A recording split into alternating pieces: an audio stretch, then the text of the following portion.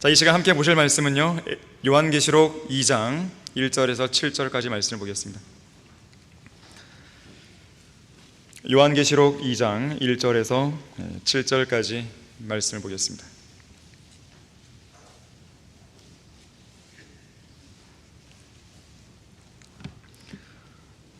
에베소 교회의 천사에게 편지하라. 오른손에 7뼈를 가지고 7 금촛대 가운데서 거니시는 분께서 이 일들을 말씀하시니라. 내가 너의 행위와 수고와 인내를 알며 또 내가 어떻게 악한 자들을 용납지 아니한 것과 자칭 사도라 하지만 아닌 자들을 시험하여 그들이 거짓말쟁임을 찾아낸 것과 또 내가 참고 인내하며 내 이름을 위하여 수고하고 지치지 않은 것을 아노라. 계속해서 칭찬들을 말하는 것이죠. 그러나 너를 책망할 것이 다소 있나니 이는 내가 너의 첫사랑을 저버린 것 때문이라. 유일한 오점이었어요. 그러므로 내가 어디서 떨어졌는지를 기억하고 회개하며 너는 처음 일들을 행하라. 만일 그렇지 않고 회개하지 아니하면 내가 속히 너에게 와서 네 촛대를 그 자리에서 옮기리라. 그러나 네게 이것이 있으니 즉 내가 니콜라파의 행위를 미워하는 것이라. 나 역시 그것을 미워하노라. 귀 있는 자는 성령께서 교회들에게 말씀하신 것 들을지어다. 이기는 자에게는 내가 하나님의 낙원 가운데 있는 생명나무를 주어서 먹게 하리라. 자, 이것은 교리적으로는 이제 환란 시대의 성도들에 해당되지만 우리가 영적으로 적용할 내용들을 이 시간에 설교하려고 합니다. 자, 말씀을 위해 다 같이 기도하시겠습니다. 고마우신 아버지 하나님, 저희들의 생을 주관해 주시고 생명의 호흡을 주관하시며 하나님 안에서 은총과 자비와 사랑을 받으며 살 수 있도록 해주셔서 감사드립니다. 질병으로 어려움당하는 지체들이 여러 대 있습니다. 주님께서 그들을 치유시켜 주십시오. 특별히 배하늘 자매가 많은 부분에 있어서 호전되게 해주셔서 감사드립니다. 퇴원할 수 있는 상황과 여건이 되게 해주셔서 감사드립니다. 하지만 여전히 치료해야 될 부분들이 있습니다. 주님의 능력으로 배하늘 자매를 치유해 주셔서 이 젊은 나이에 주님을 더 잘 섬길 수 있는 그런 환경으로 나올 수 있도록 주님께서 선하게 인도해 주십시오. 이 시간 저는 다시 한번 하나님의 말씀을 들고 이 강대에 섰습니다. 저를 성령으로 충만케 해주십시오. 말씀을 듣는 회중들도 성령으로 충만케 해주시고 지각을 열어주시며 이 말씀을 통해 각자에게 하나님이 주시는 메시지들을 정확하게 마음속에 잘 새길 수 있도록 도와주십시오. 주 예수 그리스도 이름으로 기도했습니다. 아멘. 첫사랑을 회복하라는 제목으로 설교하겠습니다. 첫사랑을 회복하라. 인도의 한 왕국에 아주 젊고 아름다운 왕비가 있었습니다. 하지만 왕비는 왕과 결혼한 지 1년 만에 죽을 병이 들어서 세상을 떠나고 말았어요. 왕의 슬픔이 이만저만이 아니었겠죠. 자, 그래서 왕은 지극정성을 다해서 왕비의 무덤을 만들었습니다. 그로부터 1년이 지났습니다. 왕비의 무덤을 찾아온 왕은 무덤이 너무나 쓸쓸해 보였어요. 그래서 노련한 조각가로 하여금 왕을 상징하는, 즉 자기 자신을 상징하는 멋진 남자의 모습을 조각하게 해서 무덤 동편에 세웠습니다. 또다시 1년이 지났을 때 왕은 왕비의 무덤 앞에 호화로운 궁전을 지었습니다. 그리고 또 1년이 지나서 무덤 북편에 자신의 권력을 상징하는 거대한 성곽을 쌓았습니다. 그런 다음 동산에 올라가서 아래 전망을 쭉 내다보니까 호화로운 궁전, 최근에 세운 호화로운 궁전이나 거대한 성곽에 비해서 상대적으로 초라해 보이는 왕비의 무덤이 눈에 거슬렸어요. 무언가 한참을 생각하는 왕은 신하들을 향해 큰 소리를 외칩니다. 저 가운데 있는 무덤을 치워버려라. 비록 왕비의 무덤이긴 해도 주위의 아름다운 것들과는 전혀 어울리지가 않는구나. 자, 주위의 세상적인 것들이 더 아름답고 화려하게 보이는 순간 나를 위해 죽으시고 부활하신 예수 그리스도의 아름다움은 더 이상 눈에 들어오지가 않습니다. 세상의 아름다움에 빠져 사는 성도에게는 예수님이 무척 귀찮은 존재가 되는 것이죠. 주님과의 간단 없는 교제는 물론 주일 경배, 찬양, 성경 읽기, 공부, 기도, 구령, 주님을 섬기는 모든 일들이 매우 성가신 문제들이 되고 마는 거예요. 사실 어떤 성도에게든지 예수 그리스도를 향한 첫사랑을 끝까지 지속적으로 유지하는 일은 매우 어려운 것입니다. 하나님의 은혜의 복음을 믿고 구원을 받아서 성경대로 믿는 성도로서의 인생을 처음 시작했을 때 그때 느꼈던 최고의 감동이 세월의 흐름과 함께 점차 사그라져가는 것입니다. 자, 여전히 자기 마음속에 주님을 향한 첫사랑이 간직되어 있는지를 알아볼 수 있는 좋은 질문 하나가 있어요. 이 질문을 스스로에게 던져보세요. 예수님께서 나를 사랑하셔서 그분의 몸을 아낌없이 내어주셨듯이 나 역시 내가 사랑하는 주님을 위해서 아무런 제한도 두지 않고 내 몸을 기꺼이 드리고 있는가? 이 질문에 대해서 제대로 대답할 수 있다면, 네 그렇습니다라고 한다면 아직 첫사랑이 활활 타오르는 것이죠. 약간 대답에 있어서 좀 머뭇거리거나 주저주저하고 있다면 첫사랑이 이미 식어버린 거예요. 자, 자기가 사랑하는 대상은 자기가 사랑하는 만큼 보이게 돼 있어요. 조금 사랑하면 그 대상은 되게 작게 보여요. 전적으로 사랑하면 오직 그 대상만 내 눈에 들어오는 것이죠. 첫사랑을 간직한 성도에게는 예수님의 모습만 보입니다. 그러한 성도는 예수 그리스도의 지식에만 매달리는 것이죠. 예수 그리스도의 지식에 관한 전문가가 되는 거예요. 왜냐하면 내가 사랑하는 분을 많이 알고 싶으니까요. 내가 전적으로 사랑하는 분을, 내 마음속에 확 들어오신 그분을 더 알고 싶으니까요. 전문가가 되겠죠. 또한 오직 그분을 위해서만 자신의 모든 것을 아낌없이 드리게 됩니다. 어떠한 장애물도 주님을 향한 헌신을 막을 수가 없어요. 자, 왜 우리는 매주 예배 때마다 강단에서 선포되는 설교의 반응에서 강단 앞으로 나와서 혹은 자기 자리에서 무릎을 꿇고 헌신을 결단하는 것입니까? 자, 그것은 사랑하는 주님을 위해 나의 몸을 기꺼이 드리겠다는 진솔한 사랑의 마음의 표시 아니겠어요? 자, 그런데 그 결심을 마음으로만 품고 실행으로 옮기지 못하는 이유는 무엇입니까? 첫사랑이 식은 거예요. 첫사랑을 잃어버린 거예요. 사랑하는 사람이 나를 찬다 그러면 새벽에도 달려갈 거 아니겠습니까? 주님께서, 내가 사랑하는 주님께서 무엇을 하기를 원한다고 하셨을 때 가만히 있는 것은 이미 사랑이 식어버린 거죠. 자, 첫사랑을 회복할 때 신앙의 모든 어그러진 부분을 바로잡을 수 있습니다. 우리는 예수 그리스도와의 사랑에 빠져 있어야 돼요. 예수 그리스도는 우리의 첫사랑이자 마지막 사랑이 되어야 됩니다. 우리의 사역과 섬김의 모든 동기는 바로 그 사랑에서 나와야 돼요. 자, 오늘 본문에 나오는 에베소 교회는 훌륭한 교회였습니다. 모범적인 교회였어요. 에베소라는 뜻이 뭐냐면 온전히 목적된, 하나님의 온전한 목적을 그대로 실행하는 교회라는 의미죠. 자, 이 이름의 뜻에 걸맞게 하나님의 뜻과 목적을 온전히 수행했던 교회입니다. 자, 이것이 가능했던 이유는 하나님을 향한 온전한 사랑이 있었기 때문에 그래요. 자, 그런데 안타깝게도 아쉬운 5점 하나를 남겼죠. 하나님을 향한 첫사랑을 저버린 거예요. 첫사랑이 무엇입니까? 구체적으로 이것은 처음 예수 그리스도를 만나서 믿음으로 구원받고 헌신했을 때 주님을 향해 표명한 그 첫 번째 사랑입니다. 주님이 먼저 나를 사랑하지 않았다면 나는 주님을 사랑할 수가 없어요. 주님이 먼저 사랑했기 때문에 나도 주님을 향한 사랑을 표현했는데 그 첫 번째 사랑, 그게 첫사랑이죠.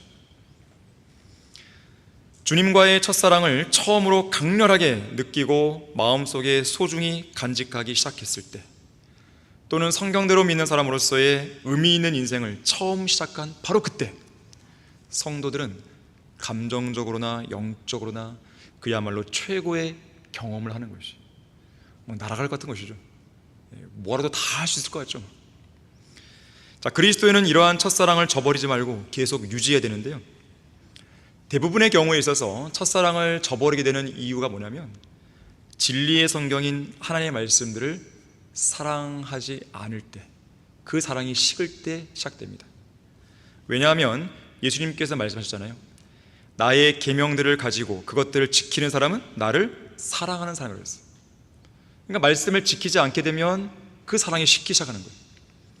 나를 사랑하는 사람은 내 말들을 지키니 그랬어요. 요한복음 14장, 아까는 21절, 이번에는 23절이죠. 하나님의 말씀을 멸시하지 않고 온전히 사랑하고 지키는 성도만이 하나님을 첫째로 사랑하는 성도입니다. 첫사랑을 저버린 에베소 교회는 어느샌가 모르게 하나님의 말씀에 대한 사랑이 식기 시작한 거예요. 성경책 위에 먼지가 수북이 쌓이죠. 성경의 각 페이지는 구석구석 거미줄이 쳐져 있습니다. 하나님의 말씀을 멸시하기 시작한 거예요. 주님을 향한 사랑과 열정이 식어가고 온전한 헌신이 쇠퇴하는 것은 하나님의 말씀에 대한 사랑이 식으면서 시작되는 거예요. 배교도 마찬가지예요. 배교도 똑같아요. 자, 왜 인류에게 죄가 들어왔나요? 궁극적으로는 하나님의 말씀을 존중하지 않았기 때문에 그렇죠. 하나님의 말씀을 멸시했기 때문에 그렇죠. 하나님의 말씀을 멸시한 순간 하나님을 향한 사랑은 온데간데 없이 사라지고 그저 불평, 불만, 그리고 의심만 중복됩니다. 자, 그런 교회들과 성도들을 향해서 하나님은 명령하시는 거예요. 첫사랑을 회복하라고. 자, 첫사랑을 회복하기 위해서 어떻게 됩니까? 첫 번째로 자신이 어디에서 떨어졌는지를 기억해야 돼요. 떨어진 지점에서 다시 시작해야 됩니다. 모든 문제에는 원인이 있습니다. 모든 배교에는 원인이 있어요. 원인 없는 문제는 없습니다. 반드시 그 원인을 찾아내야 돼요. 문제를 해결하려면 그 문제를 낳은 근본적인 원인이 무엇인지를 찾아서 제거해야 됩니다. 원인을 제거하지 않고서는 그 문제는 계속 남아있을 수밖에 없어요. 자, 어디에서 떨어졌는지를 기억해야 됩니다. 마지막으로 여러분들이 첫사랑을 잃어버린 사람들은 마지막으로 주님과 사랑을 나눈 그 지점이 어디인지를 기억해내야 돼요. 거기서 다시 출발해야 됩니다. 하나님의 사랑과 은혜와 자비를 받은 마지막 시간, 마지막 장소가 어디였는지 그 지점으로 여러분의 기억을 되돌려야 됩니다. 그래서 첫사랑과 관련해서 찰스 스펄전이 이렇게 설교했어요. 여러분이 예수 그리스도를 처음 만났을 때 주님께서 여러분을 향해 내게 오라고 말씀하신 그 복된 순간을 잊어버렸습니까? 주님께서 여러분의 족쇄를 끊으시고 여러분을 묶고 있는 사슬들을 박살내시면서 내가 너의 결박을 끊고 너를 자유하게 해주려고 왔다, 이렇게 말씀하시던 그 황홀한 순간이 기억나지 않습니까? 나의 죄가 다 없었다는 이 소식을 들었을 때 얼마나 홀가분해요. 얼마나 기뻐요. 설사 주님과 나누는 첫사랑을 잊어버렸다 해도 여러분이 지금까지 살아오면서 여러분을 향한 주님의 자비와 은혜를 생각나게 하는 획기적인 사건들, 그 소중한 이정표들이 어딘가에 분명히 꽂혀 있을 것입니다. 그걸 찾아내야 돼요. 질병에 걸렸다가 하나님의 은혜로 회복된 적이 없습니까? 궁핍했다가 하나님의 은혜로 여러분이 필요로 하는 모든 것들을 공급받은 적이 단 한 번도 없단 말입니까? 그동안 하나님께서 여러분을 위해 해주신 일이 무엇인지 여러분의 기억의 책장을 넘기며 과거에 받았던 은혜와 자비의 순간들을 하나씩 회상해 보십시오. 지금은 모든 것이 어둡고 캄캄해 보여도 과거에 누렸던 그 빛나는 등불들을 하나씩 모아서 높이 치켜들다 보면 그 등불은 어둠을 뚫고 찬란한 빛을 발하면서 여러분의 마음속에 드리워있던 어둠이 물러가고 빛과 함께 첫사랑의 아침이 밝아오는 것을 경험할 것입니다. 기억들을 모아야 됩니다.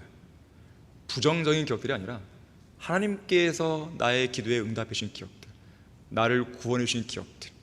여러분이 성경 말씀을 읽으면서 도전 받았다가 한 번도 없겠어요? 한 번도 있을 거 아니겠어요? 기도 응답도 한 번도 있을 거 아니겠어요? 그런 것들을 모아야 돼요. 그러면 그 불빛이 모아서 엄청나게 환하게 밝아오는 거죠. 바로 거기에서 다시 시작하는 거예요. 첫사랑을 회복하는 것은. 자, 우리는 과거의 역사로부터 교훈을 배운다고 자주 들어왔죠. 때로는 첫사랑을 회복하기 위해서 과거의 기억을 소환해야 돼요. 저는 도저히 기억이 안 나는데요. 기억이 안 나면 성령 하나님께 도움을 구하십시오. 내가 아직도, 요한복음 16장 12절 13절 말씀인데요, 내가 아직도 너희에게 말할 것들이 많이 있으나 지금은 너희가 그것들을 감당할 수 없느니라. 그러나 진리의 영이신 그분이 오시면 너희를 모든 진리로 인도하시리라. 그분은 자신에 관하여 말씀하지 아니하시며 무엇이나 들은 것을 말씀하실 것이요 또 너희에게 다가올 일들을 알려주리라. 그분이 나를 영화롭게 하시리니 이는 그분이 내 것을 받아서 너희에게 알려줄 것입니다. 자, 우리에게 모든 것들을 알려주시는 분이 성령 하나님이십니다.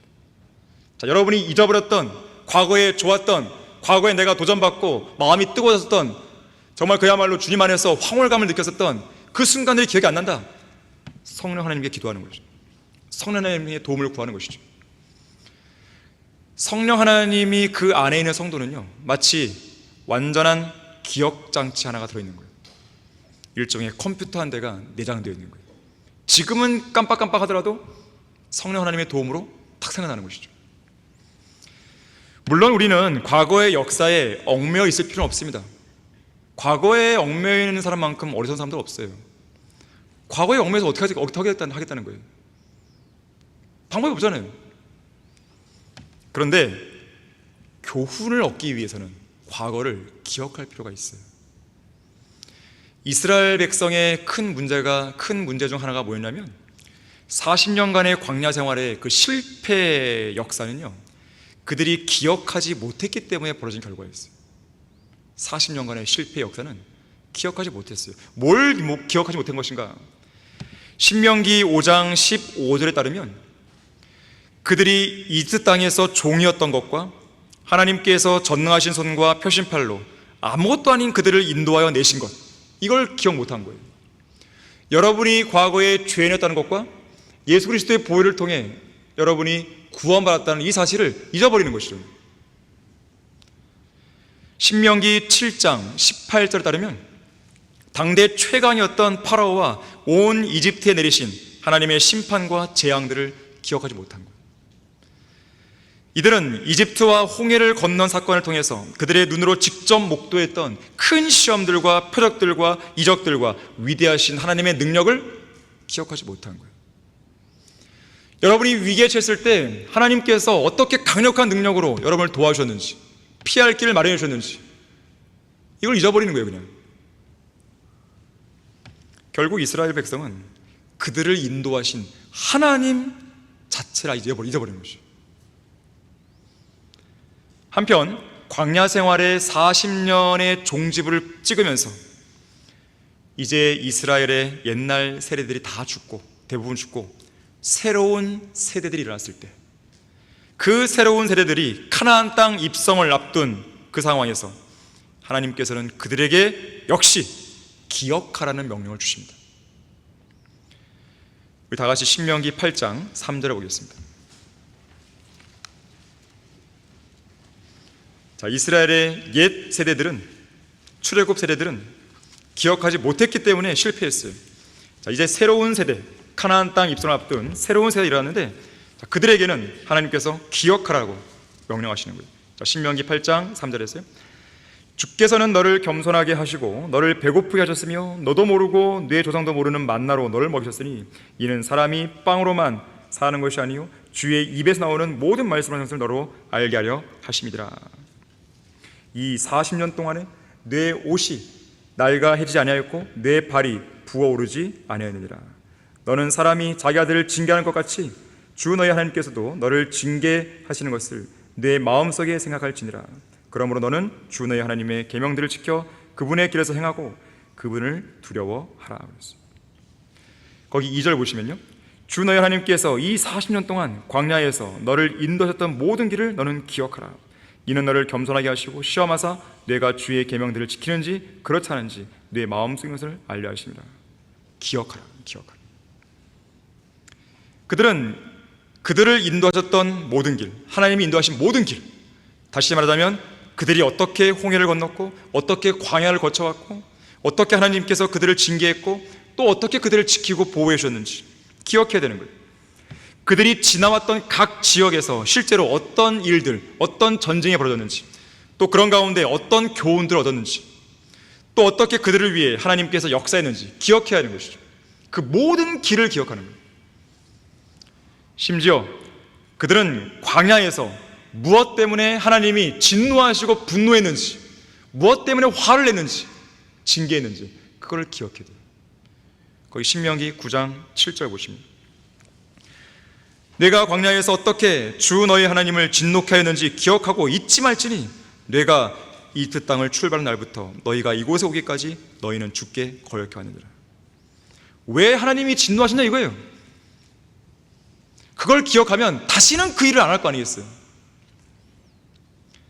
무엇보다도 이들이 잊지 않고 기억해야 할 한 가지는 주님이 그들과 맺으신 언약이었어요. 명령이었어요. 규례였어요. 즉 율법이죠. 신명기 8장 11절에서요.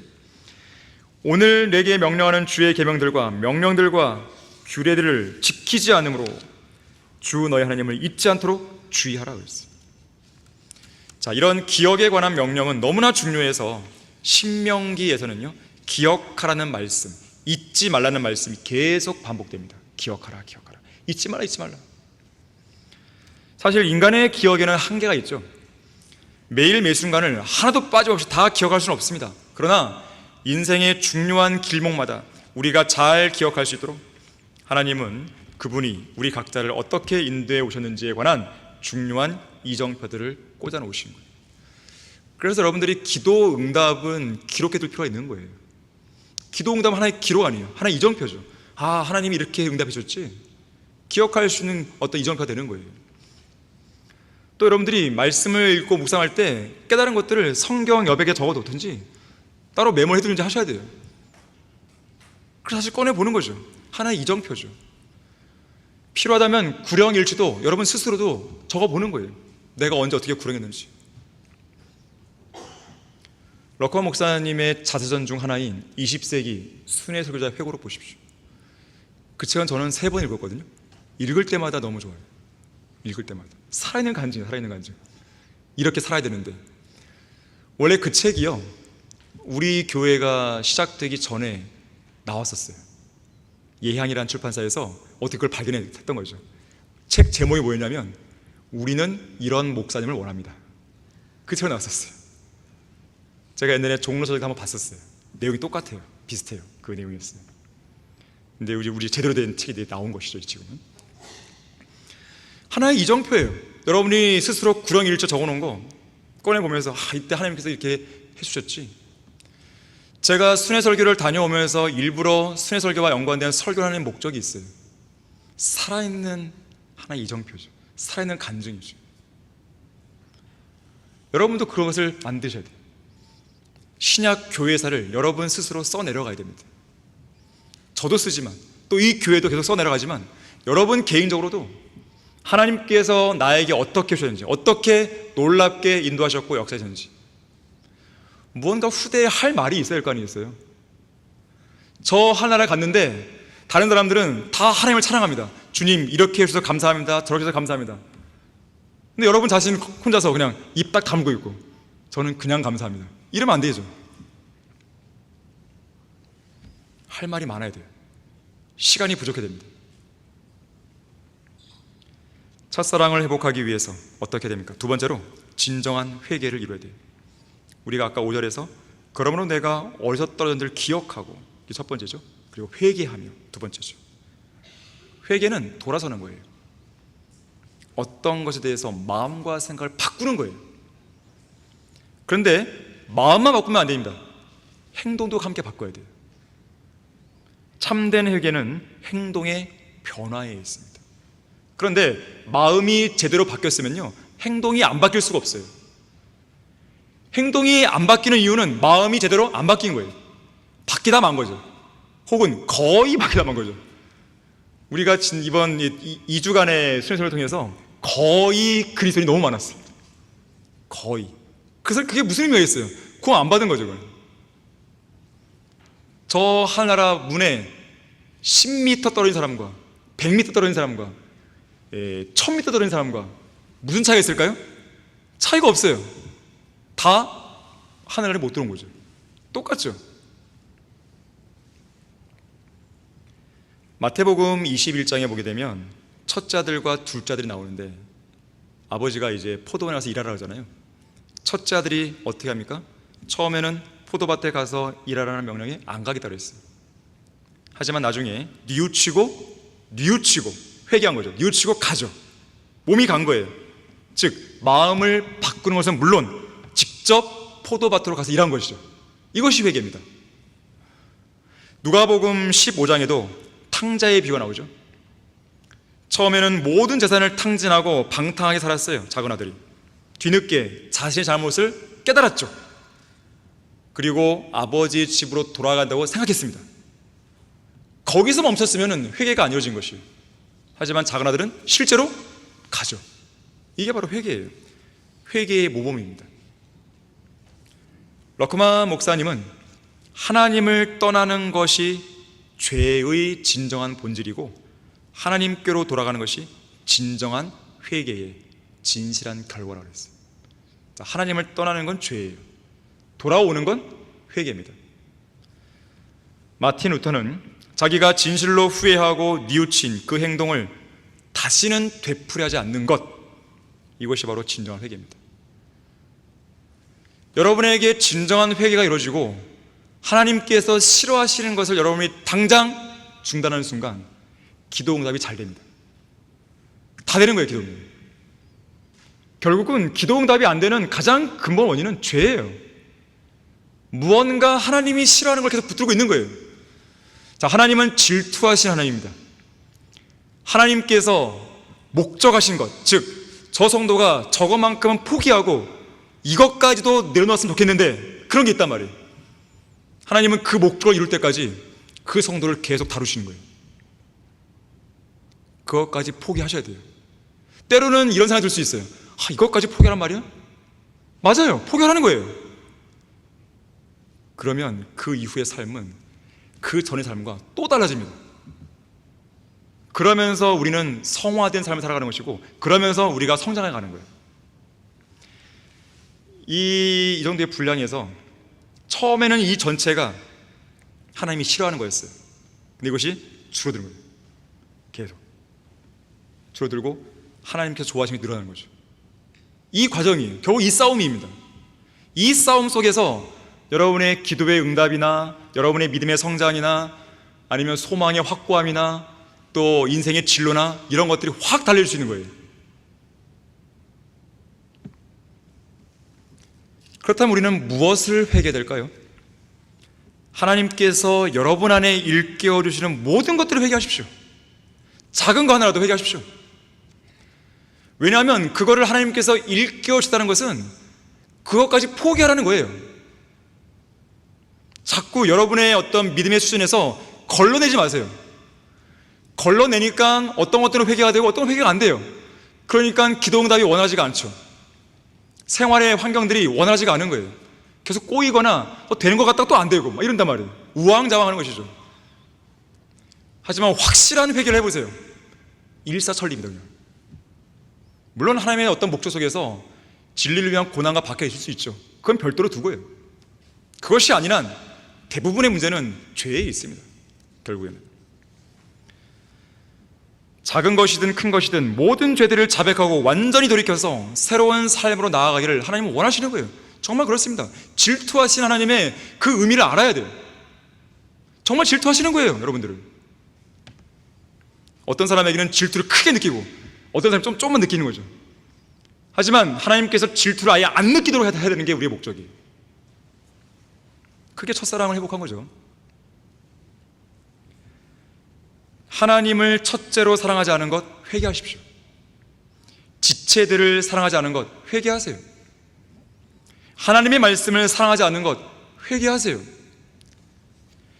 첫사랑이 식는 것은 말씀에 대한 사랑이 식으면서 시작된다고 분명히 말씀드렸어요. 기도하기를 게을리한 것 회개하십시오.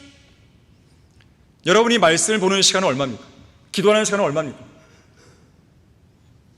정말로 만족할 만큼 하고 있습니까? 아니면 최소한만 하는 거예요? 아니면 밥 먹을 때만 기도합니까? 하나님과의 교제를 멀리한 것 회개하십시오. 지옥으로 질주하는 구원받지 않는 사람들에게 무관심한 것 회개하십시오. 하나님께서 사랑하시는 것을 사랑하지 않고 하나님께서 미워하시는 것을 미워하지 않은 것 회개하십시오. 육체의 정욕과 안목의 정욕과 생의 자랑을 위시해서 세상의 쾌락을 추구한 것 회개하십시오. 하나님보다 나 자신을 더 사랑한 것, 돈을 사랑하고 쾌락을 사랑한 것 회개하십시오. 종교적이고 형식적인 경배와 섬김 회개하십시오. 단순히 어떤 죄를 지은 것만 회개할 것이 아니라 마땅히 내가 해야 할 일을 하지 않은 것 역시 회개하셔야 돼요. 러크만 목사님은 이 회개에 관해 이야기할 때 이 우유부단한 삶, 내가 주님을 위해서 확고한 삶을 살아야 되는데 우유부단하게 했던 그런 삶에 대해서 회개해야 한다고 하면서 이렇게 말했어요. 내가 1년에 성경을 몇 번 통독하겠다고 결심해 놓고도 하지 않았다면 회개된다. 남편들이 아내들과 함께 기도하겠다고 약속했으면서 하지 않았다면 회개된다. 성경대로 믿는 교회에 소속되어 신실하게 신앙생활을 하겠다고 약속해 놓고도 하지 않았다면 회개된다. 부모님께 자주 연락드리겠다고 했으면서도 하지 않았다면 회개된다. 계속 미루지만 말고 무언가를 하라. 주님을 위해 지금 행하라 그랬어요. 자, 여러분은 오늘 설교를 들으면서요, 이 모든 것들을 정리하셔야 돼요. 모든 문제들을 예수 그리스도의 피로 씻고 말씀의 능력으로 다 날려버린 상태에서 이 예배당을 떠나야 되는 것입니다. 자, 참된 회개를 하기 위해서는 죄는 살아계신 하나님을 거역하여 짓는 것임을 명확하게 인식하셔야 돼요. 그래야 회개가 나오죠. 무엇이 죄인지, 또 이 죄가 얼마나 하나님을 불쾌하게 만드는지 이걸 명확하게 인지한 상태에 인지하고 있어야 돼요. 그래야 회개가 나오는 거예요. 우리의 모든 불순한 행동은 흠도 없고 점도 없으신 순수하신 하나님을 거역하는 행동입니다. 우리의 모든 불완전한 행동은 완벽하고 완전하신 하나님을 거역하는 행동이에요. 우리의 모든 무지는 온전히 지혜로우신 하나님을 거역하는 것이에요. 우리의 모든 범죄는 전혀 죄가 없으신 하나님을 거역하는 행동입니다. 우리의 모든 더러운 죄악은 거룩하신 하나님을 거역하는 행동이에요. 하나님 앞에서는 어떤 죄도 숨길 수 없습니다. 하나님의 법정에서는 오직 하나님만이 의로우시고 그 법정에서 제출되는 완벽한 증거들로 하나님이 우리를 판단할 때 하나님만이 오직 순전한 분임을 드러나는 것이죠. 사람들이 왜 죄를 짓는지 아십니까? 하나님을 두려워하지 않기 때문에 그래요. 내가 죄를 짓는 이 순간 아무도 보지 않는다고 생각하는 거예요. 하나님이 보시는 거예요. 여러분 그런 생각 해봤습니까? 이렇게 뻔히 지켜보는데, 어디 옥상 올라가서 뻔히 지켜보는데 누군가가 막 쓰레기 버려요. 막 침 뱉고. 되게 웃겨 보이는 거죠, 이게 상황 자체가. 저 사람은 잘 모를 거 아니겠어요, 내가 보는 거를. 마찬가지예요. 하나님께서 다 보시는 거예요. 여러분이 은밀히 어디서 숨어서 진다고 해서 누가 안 보는 게 아닙니다. 사람들은 하나님이 눈에 안 보이니까 그냥 함부로 대하려고 그래요. 그러니까 죄를 짓는 것이에요. 결국 그런 사람은요, 자신을 속이는 것이고 마귀에게 속는 거예요. 자기 자신, 육신에 속는 것이죠. 결국 그렇게 속고 살다가 흰 머리카락과 달아빠진 신발만 인생이 남는 거예요. 어떤 사람이 이렇게 말했어요. 회개는 어음과 같다 그랬어요. 행동으로 옮길 때야 비로소 어음의 효과가 발생한다. 행동으로 옮기지 않는 회개는 부도난 회사와 같다. 결코 부도난 회개를 하지 말라 그랬어요. 러커만 목사님은 회개에 대해서 이렇게 얘기했어요. 회개는 끊는 것이다. 끊는 거예요. 그것을 안 하는 거예요. 하나님께서 당신에게 독재자와 같이 말씀하시며 당신의 부패하고 잔인하고 타락한 성품 때문에 불쾌하게 여기신다. 회개하라. 술을 끊고 저주하지 말고 당신의 패를 담배로 망치지 말고 빚진 것을 갚으며 더러운 농담을 그만두는 것, 이것이 회개다. 요즘 설교자들은 회개에 관한 설교를 안 한다. 하지만 회개는 하나님의 명령이다. 거실에서 TV를 치워버리라. 집에서 더러운 아이돌 그룹의 음악들을 없애버려라. 회개는 당신의 비겁함을 버리는 것이죠. 복음을 전해드리는데 복음을 안 전하는 거예요. 비겁한 거죠. 진리를 외쳐야 되는데 사람의 눈치를 보고 진리를 외치지 않는 거예요. 비겁한 거죠. 당신의 비겁함을 버리는 것이요, 당신의 게으름, 완고함, 유치함을 내버리는 것이다. 진리를 들었을 때 화내는 것을 그치고 자신에게 동의하지 않는 사람을 사랑하기 시작하는 것이며, 또한 당신에게 상처를 준 사람을 용서하는 것이다. 이것이 회개라고 그랬어요. 진정으로 흘리는 참회의 눈물과 더불어 온전한 회개를 통해서 여러분 안에 모든 형식적이고 불필요한 거품들을 제거해야 돼요. 그리고 거룩하신 하나님 앞에 참신한 마음으로 새롭게 출발해야 됩니다. 첫사랑을 회복하기 어떻게 됩니까? 마지막 세 번째로, 자, 기억하고 회개했으면 그 다음 단계죠. 처음 일들을 행하라는 거예요. 그러니까 무관심, 냉랭한 마음, 방종, 우유부단, 게으름 등으로 인해 소홀해진 주님과의 교제를 회복하는 거죠. 처음 일들을 해야 됩니다.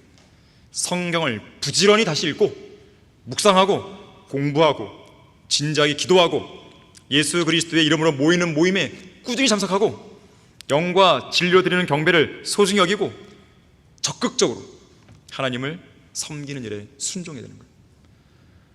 너무나 기본적인 일이에요. 사실은요,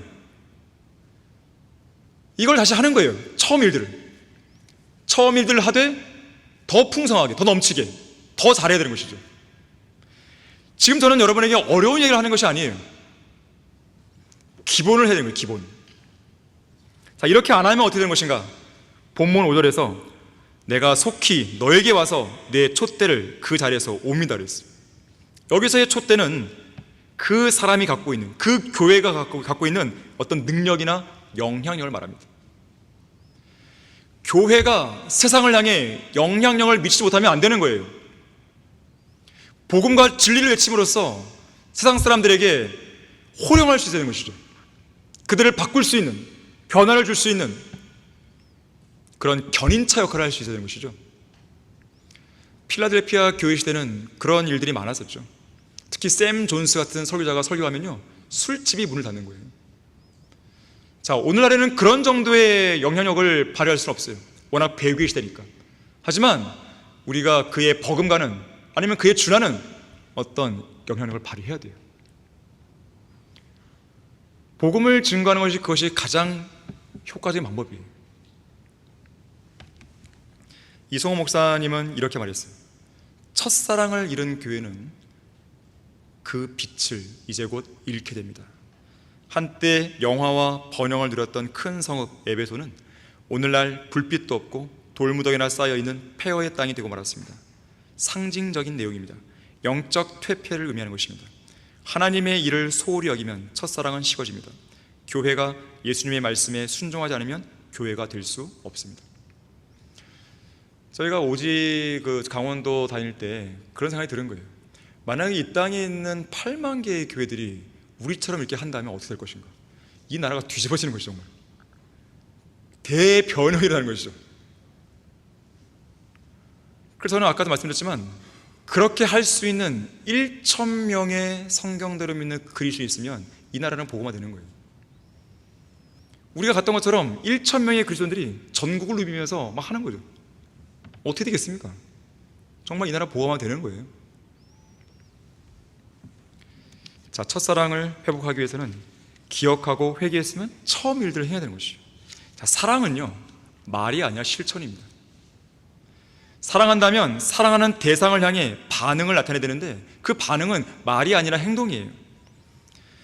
자, 흔히들 사랑하는 대상이 생겼을 때 사랑하는 그 대상이 원하는 것을 하려고 하지, 사랑하는 대상이 굳이 싫어하는 일을 하려고 하지 않습니다. 부부 사이도 마찬가지예요. 굳이 배우자가 싫어하는 말과 행동을 해야 할 이유가 어디 있겠어요? 배우자의 속을 뒤집어 놓아야 할 이유가 어디 있겠어요? 부부 사이에는요, 해야 할 말도 많지만 하지 말아야 할 말이 더 많은 거예요. 아무리 가까운 부부관계에서도 지켜야 할 선이 있는 법이죠. 자, 그만큼 자신이 사랑하는 사람들을 위해서 많은 것들을 배려해 줘야 되는 것이거든요. 자, 이처럼 여러분이 하나님을 사랑한다면 하나님께서 원하시는 것들을 행동으로 옮기려고 해야 되지, 굳이 하나님이 싫어하시는 것들을 해야 할 이유가 없어요. 주님이 싫어하시는 것을 하는 것이 하나님의 사랑에 대한 올바른 반응이겠습니까? 자, 그렇다면 하나님께서 원하시고 하나님이 기뻐하시는 것들은 어디에 있는 것인가? 성경에 다 나와 있잖아요. 답이 다 나와 있어요. 그래서 하나님을 사랑하는 사람은 하나님의 말씀들을 지키는 사람인 것입니다. 여러분이 하나님을 사랑한다면 그 사랑을 하나님께서 주신 계명들을 지킴으로써 온전히 드러내 보여야 돼요. 자, 그렇기 때문에 하나님의 말씀을 지키고 있는지 그렇지 않은지의 여부는 하나님을 향한 우리의 사랑을 입증할 수 있는 시금석이고 지표가 됩니다. 그래서 여러분들은 하나님을 사랑한다고 말로만 하지 마세요. 사실 말이 필요 없어요. 왜냐하면 진정으로 사랑하면요, 상대방이 모를 리가 없거든요. 말을 안 해도 다 아는 거예요, 그냥. 왜냐하면 이미 사랑하는 행동이 나오기 때문에. 정말로 이 사람이 나를 사랑하는구나. 그 사람의 어떤 행동만 보더라도 그 배려심을 느끼는 거거든요. 나를 존중하는 걸 느끼는 거예요. 무슨 말이 필요하겠어요? 진짜로 정말로 우리는 순회설교 기간 동안에요, 하나님이 우리를 정말로 사랑하는구나, 이걸 안 거예요. 날씨를 통해서, 준비된 혼들을 통해서, 와, 하나님께서 이렇게 사랑하시구나. 하나님께서 뭐 하늘에서 말을 하셨나요? 내가 너 사랑하노라? 아니잖아요. 행동으로 보여주신 거죠. 이런 역사를 통해 보여주신 거죠. 자, 그런데 하나님께서는 종종 주님을 향한 우리의 사랑이 진정한 사랑인지 시험해 볼 때가 있어요. 성도는 하나님의 시험이 아니고서는 자신이 진정으로 무엇을 사랑하고 무엇을 두려워하는지 알 수 없어요. 시험을 받아야 나의 믿음의 상태가 어떤지를 알 수 있는 거예요. 내가 정말 하나님을 사랑하는구나, 내가 정말 하나님을 두려워하는구나, 이걸 알 수 있는 거예요. 그래서 시험을 통과한 사랑만이 진정한 사랑이죠. 바꿔 말하면 시험이 진정성을 가지려면 그 성도가 사랑하고 있는 것에 대해 시험을 받아야 한다는 이야기이기도 한 것이죠. 아브라함이 그랬죠. 아브라함은 약속의 씨, 곧 자기가 노년에 얻은 아들, 눈에 넣어도 아프지 않을 그 독자 이삭을 하나님께 바치라는 믿음의 시험을 받았잖아요. 그때 아브라함은 어땠습니까? 정말 이삭을 사랑하지만 이삭보다도 하나님을 더 사랑한 것이죠. 그래서 기꺼이 바친 거예요. 자, 우리는 기록된 내용을 보니까 쉽다고 생각하지만 쉬운 일이 아니에요, 여러분들. 쉬운 일이 아닙니다. 여러분이 지금 정말로 사랑하는 어떤 대상을 하나님께서 나에게 바쳐, 정말 바칠 수 있겠습니까? 머뭇거리죠. 주님, 정말로 맞아요? 이 말이? 정말 이렇게 하는 게 맞아요? 혹시 하나님 아닌 거 아니에요? 이런단 말이에요, 사람들은. 주님께서는요, 여러분에게 물으시는 거예요. 베드로에게 했던 질문과 똑같은 질문. 내가 이 사람들보다 나를 더 사랑하느냐? 지금 여러분의 사랑을 시험하는 거예요. 사랑하는 누구누구야? 너는 이 사람들보다 나를 더 사랑하느냐? 너의 부모보다, 너의 자녀보다, 너의 남편보다, 너의 아내보다, 너의 애인보다, 너의 친척보다, 너의 직장 동료보다, 너의 가장 친한 친구보다 나를 더 사랑하느냐? 자, 확장해서 보면요, 너는 너가 가진 돈보다, 너의 직장보다, 너의 사업보다, 너의 학위보다, 내가 가진 명예나 권력보다, 심지어 너에게 위탁된 그 사역보다 하나님을 더 사랑하느냐 물으시는 거예요. 이 질문은 오늘 이 시간 우리의 양심을 예리하게 파고드는 질문이에요. 자, 이 질문은 이런 질문인 거예요. 너는 오직 나를 위해서라면 너가 사랑하는 다른 사람들, 너가 사랑하는 그 모든 것들을 다 포기할 수 있어? 이 질문이에요. 심지어 너는 나를 위해서라면 내가 아닌 다른 사람들을 미워할 수 있겠어? 그건 너무 심한 거 아닙니까? 어떻게 미워하란 말 합니까? 너무 심한 거 아닙니까? 마태복음 10장 37절 38절에서 이렇게 말씀하죠. 아버지나 어머니를 나보다 더 사랑하는 사람은 나에게 합당치 아니하고 아들이나 딸을 나보다 더 사랑하는 사람도 나에게 합당치 아니하며 또 자기 십자가를 지지 않고 나를 따르는 자도 나에게 합당치 아니하리라. 같은 맥락에서요, 누가복음 14장 26절은 이렇게 말씀합니다. 누구든지 자기 아버지나 어머니나 아내나 자식이나 형제나 자매나 정녕 자기 목숨까지도 미워하지 않은 채 내게로 오면 그는 나의 제자가 될 수 없다 그랬어요. 물론 여러분의 부모님을 미워하란 말이 아니에요. 진짜로 그 말이 아니라 상대적이에요. 상대적. 예수님보다는 미워해야 되는 것이죠. 이해되십니까? 그 사람들보다는 하나님을 더 사랑해야 되는 것이죠. 자, 상대적으로 우위가 어디에 있냐 이거예요. 진짜 그 질문입니다. 그러나 하나님보다도 다른 사람들을 더 사랑하는 사람들은 너가 이 사람들보다 나를 더 사랑하느냐, 이 주님의 질문 앞에 하염없이 눈물만 흘러내리는 거예요. 왜 흘릴까요? 포기할 수 없으니까요. 주님, 이것만은 절대 안 됩니다. 제가 이것만은 포기할 수가 없습니다. 제가 이 사람만큼 포기할 수 없습니다. 그런 마음이 있기 때문에 주님의 이 질문에 답을 제대로 못하는 거예요. 눈물만 나는 거죠. 주님, 다른 방법은 없겠습니까? 동시에 사랑할 방법 없겠습니까? 그건 없어요. 그런데 하나님을 사랑하는 것이 오히려 그 사람을 얻는 방법이기도 한 거예요. 그걸 여러분이 아셔야 돼요. 결론적으로요, 여러분의 주님을 향한 첫사랑은 어떻게 되었습니까? 초림 당시에 예수님께서 이제 막 갈보리 십자가를 향해 가려고 하실 그 무렵에요, 요한복음 13장 1절에 보니까 예수님의 사랑을 이렇게 표현했어요. 세상에 있는 자기 사람들을 사랑하시되 그들을 끝까지 사랑하시니라. 예수님은 끝까지 사랑하셨어요.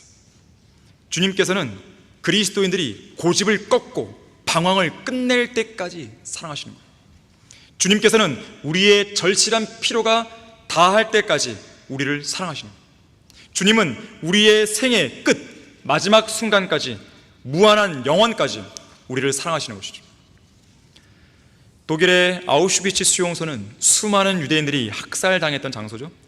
그 참혹한 수용소에서 유대인들은 눈물을 뿌리며 하나님을 향해 이렇게 외쳤습니다. 하나님, 지금 어디에 계십니까? 왜 이런 일을 허용하고 계신 겁니까? 그들의 피 맺힌 절규는 연합군이 승리해서 수용소를 탈환할 때까지 계속되었습니다. 드디어 전쟁이 끝나서 연합군이 탈환한 수용소를 점검하러 들어갑니다. 점검하던 병사 중 한 명이 한쪽 벽 후미진 곳에 글씨가 쓰여있는 것을 우연히 발견하게 돼요. 어떤 유대인 그리스도인이 기록해 놓은 것 같은 그 글에는 놀라운 내용이 담겨져 있습니다. 그 크신 하나님의 사랑 말로 다 형용 못하네. 하늘을 두루마리 삼고 바다를 먹물 삼아도 한없는 하나님의 사랑 다 기록할 수 없겠네. 이 지옥 같은 수용소에서 비참한 죽음을 기다리고 있던 한 유대인 그리스도인이 하나님의 사랑을 찬양하고 있었다는 것은 참으로 놀랄만한 일이었어요. 자, 그런데 바로 그 밑에, 이 글귀 밑에 그 병사의 시선을 사로잡은 또 하나의 문장이 쓰여 있었어요. 하나님께서는 바로 여기에 계십니다. 다시 말하자면 이 유대인 그리스도인은 그 비참한 수용소에서 그와 함께 계시는 하나님의 사랑을 깨달았던 것이, 여러분이 예수 그리스도를 진지하게 믿고 영접한 그리스도인이라면 그리스도의 사랑에 관한 추호의 의심을 할 필요가 없습니다. 우리를 향한 그리스도의 사랑은 그 무엇으로부터도 꺾을 수 없어요. 저지할 수 없어요. 굴복시킬 수 없어요. 여러분을 향한 예수 그리스도의 첫사랑은 지금도 뜨겁게 타오르고 있습니다.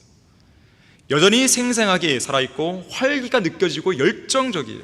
문제는 여러분 자신입니다. 그리스도를 향한 여러분의 첫사랑은 차갑게 식었고 냉랭하고 죽어있고 전혀 생기가 느껴지지 않는 것이죠. 세상과 자기 자신과 쾌락을 향한 사랑이 너무나 커서 자신을 위해 죽었다가 다시 살아나신 예수 그리스도를 향한 사랑은 완전히 잠식돼 버립니다. 나 같은 죄인 살리신 주 은혜 놀라와 잃었던 생명 찾았고 광명을 얻었네. 이 가사 그대로죠. 주님은 나 같은 죄인을 살리신 분이에요. 이것은 하나님의 놀라운 은혜였고 위대한 사랑이었습니다. 이제는 여러분이 반응할 차례예요. 진솔한 행동으로 하나님을 향한 여러분의 첫사랑을 다시금 뜨겁게 내보일 때입니다. 첫사랑을 잃어버린 성도들은 하나님을 향한 그 사랑의 감정이 고장난 사람들이에요. 잃어버린 첫사랑을 회복해야 됩니다. 첫사랑을 회복하는 가운데 뇌가 이 사람들보다 나를 더 사랑하느냐고 물으시는 예수님의 질문 앞에서 베드로가 했던 것처럼 주여 그러합니다. 주께서는 내가 주를 사랑하는 줄 아시나이다. 자, 이렇게 아주 진솔하게 기꺼이 말뿐만 아니라 행동으로 반응하는 여러분 모두가 되기를 바라겠습니다. 자, 기도하겠습니다. 고마우신 아버지 하나님, 우리의 주님을 향해 갖고 있는 우리의 첫사랑이 어느샌가 모르게 식어져 버렸습니다. 절정에 달했던 그 사랑이 바닥까지 내려와 버린 것입니다. 우리는 이 마지막 때에 첫사랑을 다시금 회복해야 할 때입니다. 첫사랑을 그냥 어느 정도 갖고 있는 그 정도가 아니라 절정에 달하는 뜨거운 첫사랑을 가져야 되는 것입니다.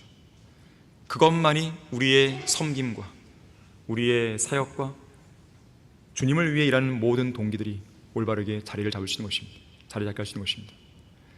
그 첫사랑이 있어야만 우리는 이 땅에서 주님을 위해 살아가는 것이 더 풍성하게 다가올 수 있는 것입니다. 혹시 이 자리에 첫사랑이 많이 식어진 성도들이 있다면 오늘을 계기로 해서 과거의 것들을 다 청산하고 새롭게 출발할 수 있는 계기가 되게 해주십시오. 주 예수 그리스도 이름으로 기도했습니다. 아멘.